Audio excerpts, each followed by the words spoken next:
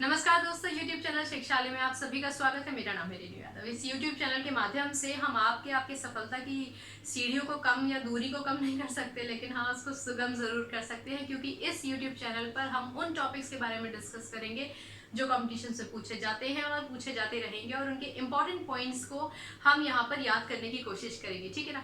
पूरी तरीके से ज्ञान अर्जित करने के लिए तो भाई पुस्तक का सहारा लेना पड़ेगा। चलिए, ऐसी बातें तो होती रहेंगी। आज का टॉपिक डिस्कस करते हैं थियोसॉफिकल सोसाइटी। थियोसॉफिकल सोसाइटी यानी कि ब्रह्म विद्या समिति बहुत ही इम्पोर्टेंट है हमारे समाज के लिए भी और पूरे विश्व के लिए भी। लेकिन हम हमारे समाज यानी कि हम हमारे देश भारत की बात करेंगे, तो सबसे पहले तो ये समझ लीजिए कि थियोसॉफिकल सोसाइटी की जो इसको जो स्थापित किया गया था उसको मैडम ब्लावत्स्की और कर्नल अल्कॉट द्वारा न्यूयॉर्क में इसकी स्थापना की गई थी। उसके बाद 1882 में जब ये लोग भारत आते हैं तो भारत में मद्रास यानी कि चेन्नई, अब हम उसको चेन्नई बोलते हैं, मद्रास में एक जगह थी आड्यार। आड्यार में उन्होंने थियोसॉफिकल सोसाइटी का मुख्य कार्यालय खोला। ठीक है ना। यहाँ पर मुख्यालय खोलने के बाद श्रीमती एनी बेसेंट, जो लंदन में पैदा हुई थी और भारत को बहुत ही प्यार करती थी, उन्होंने थियोसॉफिकल सोसाइटी और उसके उद्देश्य को भारत में फैलाने का बहुत बड़ा काम किया। बहुत ही ज़्यादा अहम रोल निभाया एनी बेसेंट ने। बहुत ही बेहतरीन मनुष्य थी ये, बहुत ही बेहतरीन महिला थी। बेहतरीन महिला इसलिए क्योंकि महिलाओं के उत्थान के लिए इन्होंने बहुत काम किए। ठीक है ना। एनी बेसेंट ही वो व्यक्ति थी जो महिला के अधिकारों के समर्थन में आई। यही वो व्यक्ति थी जिन्होंने बार बार, बहुत और भी सोशल रिफॉर्मर्स आए और भी समाज सुधारक आए, लेकिन पढ़ाई लिखाई बाहर की, जन्म बाहर हुआ, उसके बाद भारत में आए और भारत में आकर भारत की ही कुरीतियों को दूर करने का काम एनी बेसेंट ने किया। ठीक है ना। एनी बेसेंट के बारे में मैं आपको बता देती हूँ कि ये लेखिका थी, वक्ता थी और साथ ही साथ बाद में भारतीय राष्ट्रीय कांग्रेस के अध्यक्ष भी बनी। एनी बेसेंट ने थियोसॉफिकल सोसाइटी को भारत में फैलाया। थियोसॉफिकल सोसाइटी को भारत में फैलाया, चलिए वो तो एक बात है, लेकिन उस सोसाइटी के, उस समिति के मुख्य उद्देश्य क्या थे? पहली बात तो ये समझिए कि इस सोसाइटी का गठन ही क्यों किया गया, स्थापना क्यों की गई। इस सोसाइटी की स्थापना का मुख्य जो उद्देश्य था वो ये था कि जितने भी प्राच्य धर्म हैं, यानी कि जितने भी पुराने धर्म हैं, उनका अध्ययन किया जाए।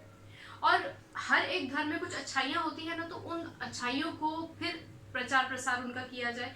लेकिन जब ये प्राच्य धर्मों की अध्ययन कर रहे थे तो उस समय जब इन्होंने तुलना की तो इन्होंने जाना कि जो हिंदू धर्म है वो हिंदू धर्म विश्व का सर्वाधिक गूढ़ और आध्यात्मिक धर्म है। ये तो हो गया कॉन्सेप्ट उनका कि भाई हिंदू धर्म तो सबसे पुराना है, सबसे गूढ़ है, बहुत ही मजबूत है और बहुत ही आध्यात्मिक, बहुत अच्छी उसमें बातें होती हैं। तो उन्होंने कहा कि भाई ठीक है, हम भारत में जाके देखते हैं। अब भारत में आए तो भारत में तो पाश्चात्य संस्कृति का एक प्रभाव आने लग गया था लोगों के ऊपर, जो आज भी है। और देखिए, जब कभी भी एक संस्कृति में दूसरी संस्कृति का विलय होने लग जाता है ना, तो हम हमारी संस्कृति, हमारे धर्म से दूर होने लग जाते हैं।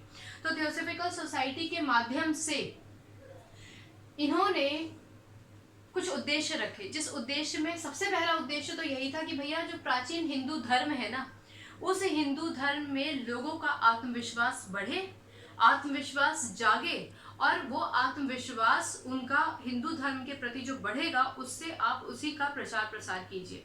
दूसरी बात, सबसे इम्पोर्टेंट बात ये कि अगर आप प्राचीन हिंदू धर्म को अच्छे से जानेंगे तो अब उस धर्म को आधार बनाइए और समाज सेवा कीजिए। तो समाज सेवा किस तरीके की? समाज सेवा ऐसे कि जो हमारे समाज में कुरीतियां हैं पहले तो उनको खत्म कीजिए, उसके बाद उसके उत्थान की बात करेंगे।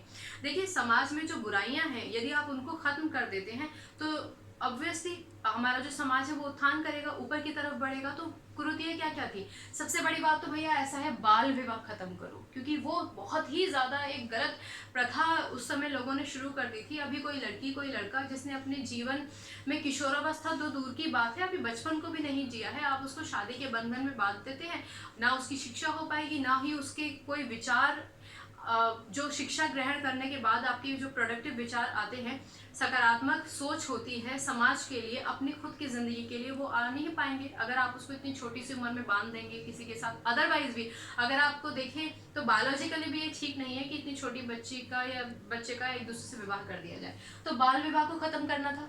जाति प्रथा का तो सिस्टम बहुत ही ज्यादा खराब था।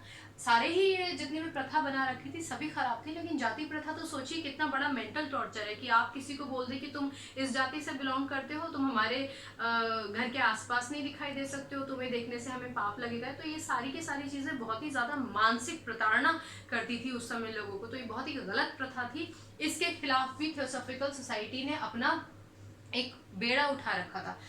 फिर बात होती है कि भैया विधवाओं का विवाह होना बहुत ज़्यादा ज़रूरी है। हमने लास्ट लेक्चर्स में भी ये बात की थी, किसी लड़की की आज शादी हुई है और किसी भी कारणवश यदि उसके पति की मृत्यु हो जाती है तो सती प्रथा तो खैर खत्म हो गया था राजा राम मोहन रॉय की वजह से। आपको पता होगा कि उन्होंने बहुत बड़ा इसमें योगदान दिया, हालांकि एक पूरा कानून पास किया, हम उसकी बात नहीं करेंगे। तो जो विधवा है, अब अगर विधवा, चलिए सती प्रथा नहीं है, पर जो विधवा है वो आजीवन वो एक ऐसा जीवन बिताने के लिए मजबूर कर दी जाती है जो अंधकारमय है। कोई उजाला नहीं जीवन में, कोई सकारात्मकता नहीं, कोई उम्मीद नहीं। तो भैया उन्होंने कहा कि विधवा का विवाह होना चाहिए ताकि महिलाओं की स्थिति में सुधार आ सके। और ये जो थियोसॉफिकल सोसाइटी और उसके जो उद्देश्य है ना, उसको भारत में फैलाने का काम एनी बेसेंट ने किया।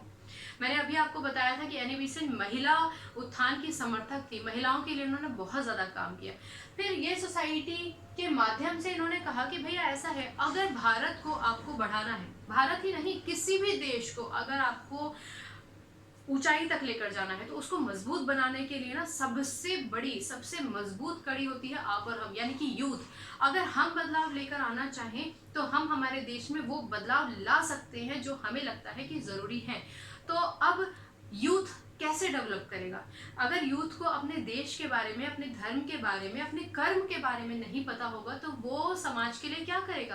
तो एनी बेसेंट ने और थियोसॉफिकल सोसाइटी के एक उद्देश्य में इस बेड़े को भी उठाया कि भाई जो भारत के नवयुवक है ना, इनको शिक्षा देनी चाहिए। इसी उद्देश्य के तहत एनी बेसेंट ने 1898 में 1898 में बनारस में सेंट्रल हिंदू कॉलेज की स्थापना की।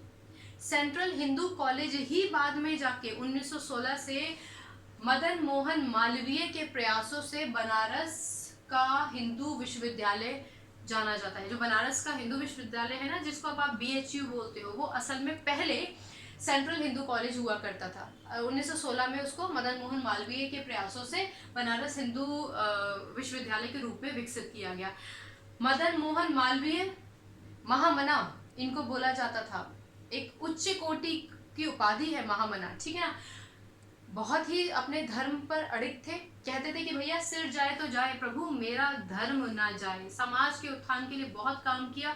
इन पर हम एक सेपरेट लेक्चर बना लेंगे, आप वो सुन लीजिएगा। आपको पता होना चाहिए कि हमारे देश में कितने लोगों का कितना बड़ा कंट्रीब्यूशन है, इसीलिए आज भारत भारत है। अगर हम विश्व गुरु हैं तो उसमें बहुत सारे लोगों का कंट्रीब्यूशन है। अब आपका हमारा कितना होगा ये हमारे ऊपर डिपेंड करता है। चलिए, बेहतरीन तरीके से इन्होंने अपने इसका प्रचार प्रसार किया। अच्छा, एनी बेसेंट भारत को बहुत ही प्रेम करती थी और भारत के उत्थान के लिए वो बहुत सारे काम करना चाहती थी। उसी कामों में करना चाहती भी क्या थी, उन्होंने किया भी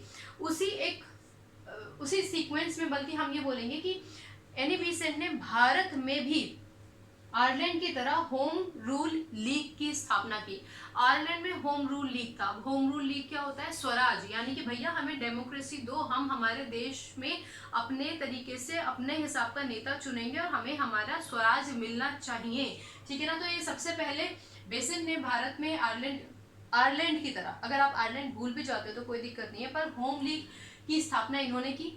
ये थोड़ा सा दुखद है कि ये शायद 1916 से 18 के बीच में, तो 2 साल तो बहुत अच्छा काम किया। फिर 1921 में होम रूल लीग को स्वराज सभा के नाम से जाना गया, ठीक है ना। याद रहेगा, सिंपल है, एक बार सारी चीज़ों को समझ लेते हैं, ठीक है ना। थियोसॉफिकल सोसाइटी की बात कर रहे हैं, यानी ये ब्रह्म विवाह समिति। अच्छा, 1875 में इसकी स्थापना की थी। आई एम वेरी सॉरी, ये तो मैं आपको बताना ही भूल गई।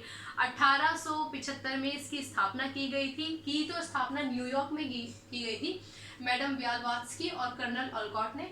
1882 में भारत आते हैं। मद्रास, जो अब चेन्नई है, वहाँ पर एक जगह है अड्यार, वहाँ पर जाकर इसका मुख्यालय खोलते हैं। इसके उद्देश्य क्या क्या थे? तो भैया पहले तो अपने धर्म, जो हिंदू प्राचीन हिंदू धर्म है उसको जानो, उसको बढ़ावा दो, ठीक है ना। और एक और चीज है कि ना केवल अपने धर्म में आप आत्मविश्वास रखिए, लेकिन जो आपका धर्म कहता है, थियोसॉफिकल सोसाइटी का ऐसा मानना था कि भाई पुनर्जन्म होते हैं और कर्म सबसे ज्यादा जरूरी है। अगर आपने कर्म किया, आप ज्ञानी हैं तो आप ब्राह्मण हैं। अगर आपने कर्म नहीं किया तो मतलब कोई जाति प्रथा नहीं है। ऐसा नहीं कि इंसान को आप पहले से पैदा ही वो जाति में हुआ है कि ब्राह्मण के यहाँ पैदा हुए तो ब्राह्मण ही हो गया, ऐसा नहीं है। जाति प्रथा के तो बिल्कुल खिलाफ थे। अगर आप ज्ञानी हैं तो आप ब्राह्मण हैं। हमारे वेद भी ऐसे ही थे। हमारे वेदों में कोई डिमार्केशन, कोई सेपरेशन नहीं था लोगों के बीच में, ठीक है ना। तो बाल विवाह, इसका विरोध किया। विधवा विवाह बढ़ावा दिया, होना चाहिए। भारतीयों की को सुधारने के लिए, भारतीयों के द्वारा देश को सुधारने के लिए भारतीयों नव युवकों का पढ़ना लिखना बहुत ज्यादा जरूरी था, जिसके तहत बनारस में, याद रखिएगा, सेंट्रल हिंदू कॉलेज खोला गया। सेंट्रल हिंदू कॉलेज ही बाद में BHU के नाम से जाना गया 1916 में, मदन मोहन मालवीय के प्रयासों की वजह से, ठीक है ना। अच्छा, मदन मोहन मालवीय को महामना के नाम से भी जाना जाता है, याद रखिएगा, ये बहुत ज्यादा जरूरी है। होम रूल लीग लेकर I Annie Besant. Home rule league Swaraj को आदर्श मानता था कि स्वराज ही आदर्श है, मतलब इसको आदर्श मान के ही हम अपने देश को, अपने समाज को उत्थान की ओर ले जा सकते हैं। आप हमें हमारा स्वराज दे दीजिए, डेमोक्रेसी दे दीजिए, हमें हमारे देश पे खुद से राज करने दीजिए, कोई और उस पर आकर राज मत कीजिए, ठीक है ना। तो ये इंपॉर्टेंट चीजें हैं, याद रखिएगा। इस पूरे के पूरे टॉपिक में जो इंपॉर्टेंट डेट्स थे, इंपॉर्टेंट टॉपिक्स थे, वो हमने डिस्कस कर लिए हैं, ठीक है ना। जैसे मैंने आपको बताया कि भाई और बहुत कुछ है। देखिए, अतः सागर है, सागर में से ज्ञान को पाने के लिए तो सागर में डुबकी लगानी पड़ेगी। डुबकी लगाने मत चले जाइएगा, किताबों में अपने आप को किताबों आत्मसात करना पड़ेगा, ठीक है ना। तो वो पढ़ना पड़ेगा। लेकिन ये इंपॉर्टेंट डेट्स हैं जो मैंने आपसे डिस्कस कर दी। 1875 1875 में स्थापना हुई। 1882 में इन्होंने भारत में आके मद्रास में स्थापना की, मुख्यालय बनाया थियोसॉफिकल सोसाइटी का। उसके बाद आप याद रखिएगा कि 1898 में एनी बेसेंट ने बनारस में सेंट्रल हिंदू कॉलेज की स्थापना की। होम लीग रूल 1916 से 1918, 1916 से 1918 तक चला और इसी का नाम 1921 में जाकर हो गया स्वराज सभा, ठीक है ना। चलिए, छोटा सा लेक्चर था। अगर आपको कोई भी दिक्कत परेशानी हो तो भाई पूछ लीजिएगा, ठीक है। अगली बार मिलते, अपना ख्याल रखिए, खुश रहिए, पढ़ते रहिए। Bye bye.